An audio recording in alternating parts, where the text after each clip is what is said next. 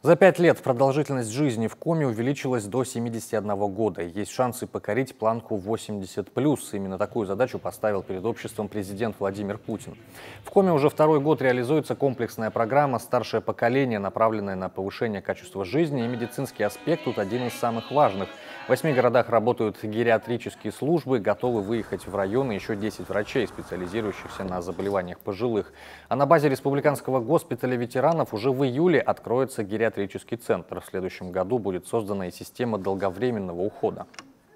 Сейчас в Российской Федерации где-то 12 пилотных таких регионов, и мы будем стремиться к тому, чтобы эта система была создана для нас, что граждане старшего поколения должны.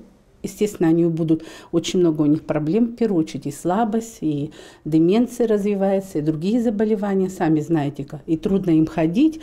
Вот. То есть, как бы снять эти риски, или есть эти уже заболевания, то создать систему ухода за этими гражданами. И в первую очередь, конечно, поставить диагноз и рекомендовать органам соцзащиты, как ухаживать за этими пациентами, что с ними делать там, или массаж, или реабилитацию, или что это, конечно, в первую очередь должны сделать гериатры или терапевты с большим стажем работы.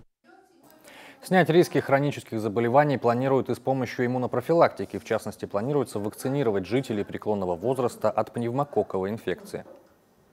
Диспансеризация до 40 лет будет проводиться один раз в 3 года, а старшее поколение будет проводиться ежегодно. И вот дополнительно к тому, что перечислено, анализы крови, анализы мочи, маммография, определение гормонов, которые могут свидетельствовать об онкологии. То есть вообще диспансеризация, она направлена прежде всего на раннее выявление онкологических заболеваний. Тема крайне актуальна. По статистике, население республики стремительно стареет. За 3 года пожилых граждан стало на 4% больше.